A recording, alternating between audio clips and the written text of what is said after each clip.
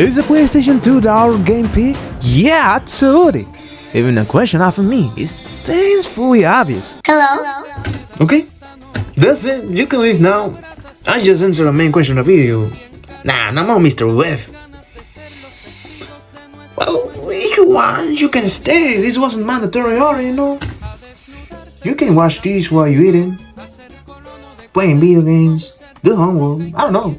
That's perfect to you. Anyway, for the 4 people who are still here, those of you who grew up during the PlayStation 2 generations, please raise your hands. You know the massive library this console had? We're talking about thousands of games. This madness was so big that every genre could afford to branch out into countless subgenres. Horror followed the same trend as the industry. For example, we have psychological horror with its greater representative Silent Hill 2, which had made a perfect video against courage that go what it does. Yeah, those 5 eyes are mine and my friends. There's survival horror like Resident Evil Code Veronica, Japanese horror Fatal Frame, gore horror The Suffering, vulnerability horror Haunting Ground, cop-up horror Obscure, mature narrative horror Echo Night Beyond, experimental horror Rule of Rose, but in some part of the world, action horror like Resident Evil 4 or Cold Fear, extreme psychological horror Catwoman, and it's even scary when you realize it was someone's Christmas gift. And that's not everything. Now sure, every game was a masterpiece, but the sheer variety this console offered made it almost impossible to get bored as a player. As many of you probably guessed, there are reasons behind this insane diversity. First of all, PlayStation 2 sales were absolutely spectacular for Sony. The market this console offered to developers was massive. Another key reason is the development costs back then were still reasonable. A failure didn't mean a bankruptcy of the entire studio, so developers could afford to experiment, explore new mechanics, and sell risky ideas. Sometimes too risky. And on top of that, the development times were shorter. Now, of course, Sony's smart ass is going to show up and say that there were also expensive games back then, like Shimu with a budget around $60-70 million, which was basically a punch to the liver from a already dying Sega, or Final Fantasy VII, which cost around $80 million between development and marketing, but those were exceptions, not a rule, so yeah, you can take those arguments and chop them right up your. Now, focusing specifically on the horror genre, production costs were generally lower than in most other genres.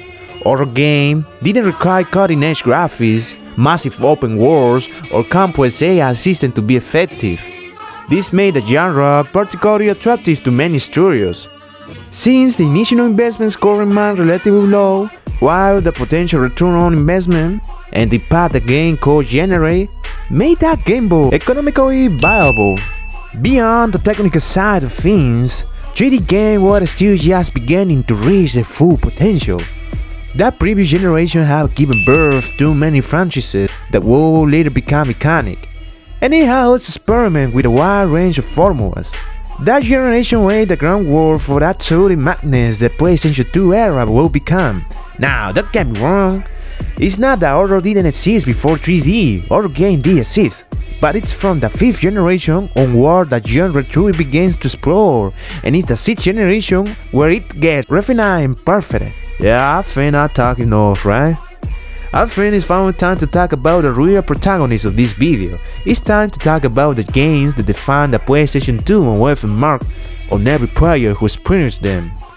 That games that marker as a clear before and after in the genre, and set the bar way too high for everything that came after. Now, this console had way too many games, and unfortunately, I'm going to leave a lot of them now, because I'm only going to mention 5. The criteria I'm using to pick these 5 champions are immediate out of reach, basically how this game was received by players at the time, impact on the genre itself, whether the game introduced mechanics or concepts that influence future titles, current value, how the game is built today, and finally, personal impact, how much this game affected me as a player. And yes, I know, I'm completely throwing impartiality out of the window here, but come is always like, it's impossible to be fully objective when you deal with these many masterpieces.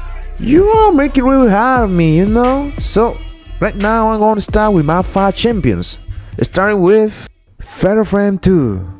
It is a sequel to the first Fatal Frame, and just to clarify, the only thing that the first and second 3 shares is that they take place in the same universe, that's it.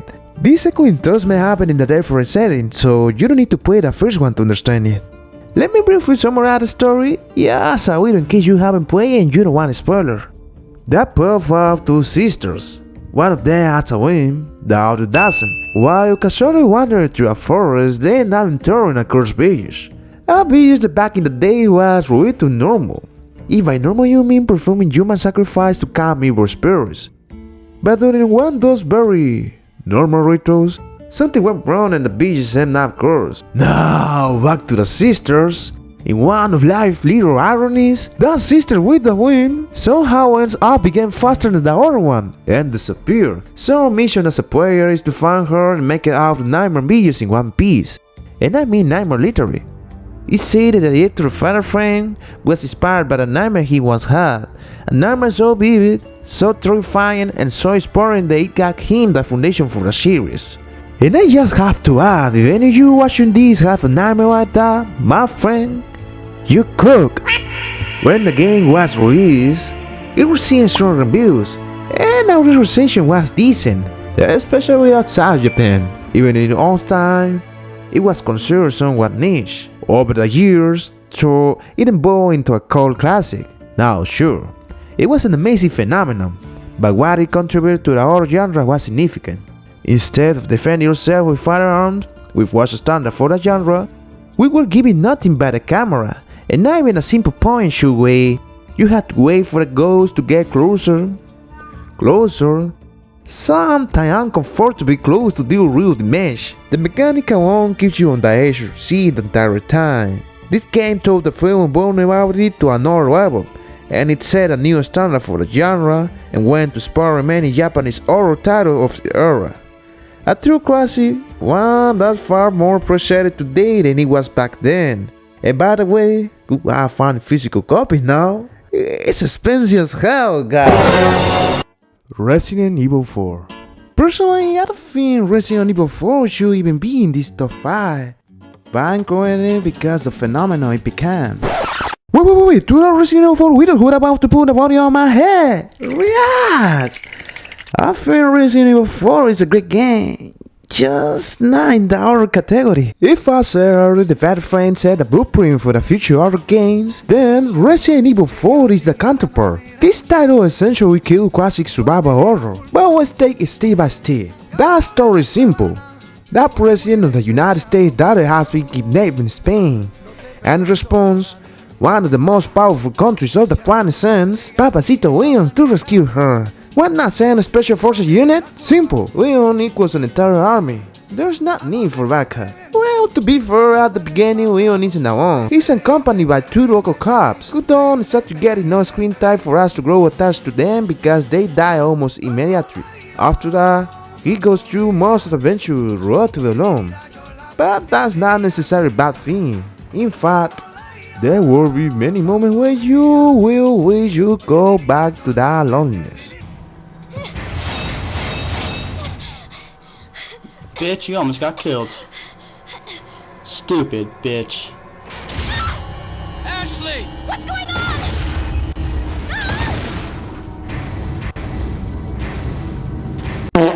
And that's basically the premise. When the game launched, it was massive commercial success. Unlike Fatal Frame, it didn't remain niche. It became one of the defining titles of the generation. It was so successful, it never stopped getting better. It released on PlayStation 2, GameCube, the original Xbox, Windows, Wii, iOS, Cebu, PlayStation 3, Xbox 360, Android, PlayStation 4, Xbox One, Nintendo Switch, Oculus Quest, and the list just keeps going. It's so iconic that Sony was using in a nostalgia-driven commercial to promote the PlayStation 4, showing Resident Evil 4 as the PlayStation 2 game. Which, by the way, completely off topic. What kind of idiots buys 2 consoles at the same time? And honestly, that's the main reason it's in this tab, because of the cultural impact it generates. Well, let's be real, Resident Evil 4 leans way more into actions than horror. In fact, out of the 5 games on this list, this is the only one I've been able to play without feeling any real fear. And trust me, That's saying a lot, because I am coward. Like Courage, the Kurwali dog. Did I mention I made a video about him? Roof or Rose. Now we're back to the real horror games. We're talking about Roof or Rose. This game is a work of art from almost every angle. The story, the soundtrack, the concept, the horror heroes and zombies, it isn't ghosts, it's a group of little girls. Yeah, little girls. That doll mechanic, that morpher, the teens, the combat system. Wait, nah, that shit is trash. But damn it, you forgive it because the story is that good, so what's the story about? I don't know, I didn't understand anything. When I first played it, I was completely confused. It's one of those narratives that doesn't hand you answers. You have to interpret everything. And interpretation is not such a much stronger skill. So how you can say it has a great story and ranking above Resident Evil 4? I can already heard one of Leon's widow asking. Well, here's my answer. That moment I finished the game, the first thing I did was Google the story to see if anyone had explained it. I was comforted to know I wasn't the only idiot who didn't get it. And when I finally read a full explanation, God, I realized I had been standing in front of actual cinema this whole time. That strength of his narrative pushed his terrible combat mechanics and that confusing as hell map into the background. On the surface, the story follows a 19-year-old orphan under the control of the Red Crayon aristocrat, shit, which is basically a crew run by little girls. Why would a 19-year-old woman allow herself to be psychological and physical dominated by children? She's clearly bigger, and I'm assumed stronger. So then, well, I'm not telling you, go play it. Now, conceptually, the game is phenomenal. The developers made a bold decision to stay away from traditional horror tropes. They embrace the idea of the childhood itself can be disturbing, oppressive, and deeply uncomfortable. And trust me, if you play this game, you know I'm not exaggerating. There are multiple moments that make you uncomfortable as a player. Yeah, very tasty and all that shit, but it was commercial failure, says one of Leon's widow. To which I respond with a slap for that disrespect, and unfortunately, by admitting they are right. It was a fantastic game, no one can deny that, but it's so terrible. A perfect storm of bad luck. The developers behind Roof or Rose were Pushline, a small studio. Before this, they had made another experimental game where you literally had to kiss people in the town to raise your social status. Yeah, I know, very experimental. Roof or Rose was a big bet. They are of nothing moment, and you can feel that when you play it. You feel the love pour into it. They went all in. Even the soundtrack was recorded live, not synthesized like many small studios would typically do. That one shows they invest heavily in the artist's direction. They got everything to that or nothing gamble, and they got nothing. That's life. Effort doesn't always guarantee success. Sometimes you may hear about cars like War Dogs vs. Silent Hill, and only 13 people watch it. Anyway, Pushline had a brutal rock. That game launched in Japan on January 19, 2006, but its release was overshadowed by the hype surrounding that coming PlayStation 3. At that time, the infamous PlayStation 3 will retail for $599 US, $599 US, $599 US, $599 US, $599 US. Hadn't even happened yet. Sony later refused to publish the game in the US and other regions, claiming it didn't align with the company's image. Eventually, Atlus and Firefly again stepped up to publish it. But due to all this chaos, the media began accusing the game of being inappropriate for children, claiming it contained explicit content and disturbing themes. That controversy escalated so much that it was effectively banned in the UK. Which is ironic considering the game is set there. The full story behind its release is even longer. If you're interested, I could make a separate video about it, let's say 10 nights, and I'd do it. In any case, Roof Rose earned its place here because it represents a bold risk taken during the PlayStation 2 era. An experimental project, the step completely outside of the box, something that was still possible because development costs allowed for creative gambles. A game like Roof Rose would have been nearly impossible on the PlayStation 3. The rising development costs of the generation marked the slow death of many small studios. So for that and many other reasons, thank you to all the developers who dare to take risks.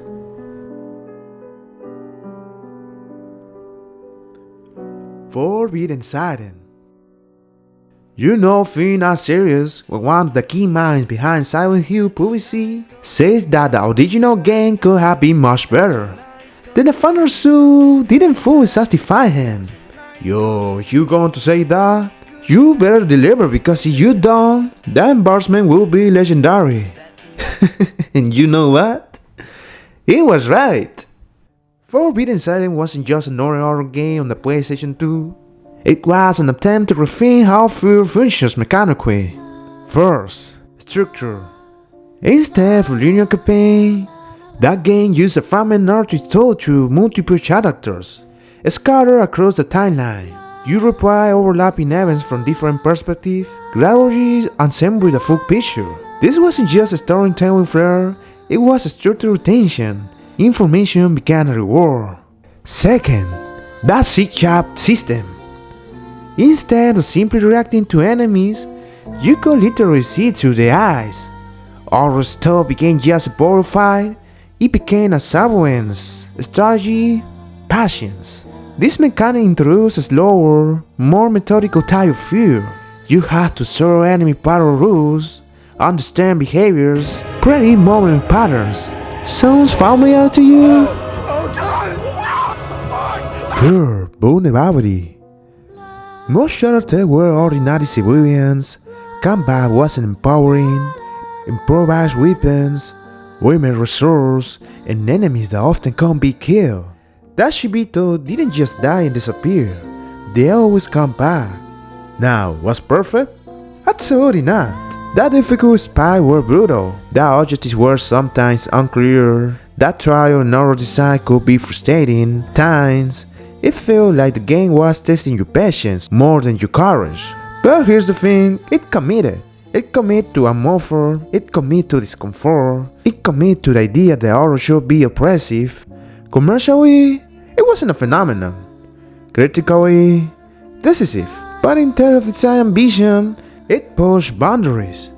It doubled down on Japanese horror identity. Instead of westernizing itself, it refined environment storytelling.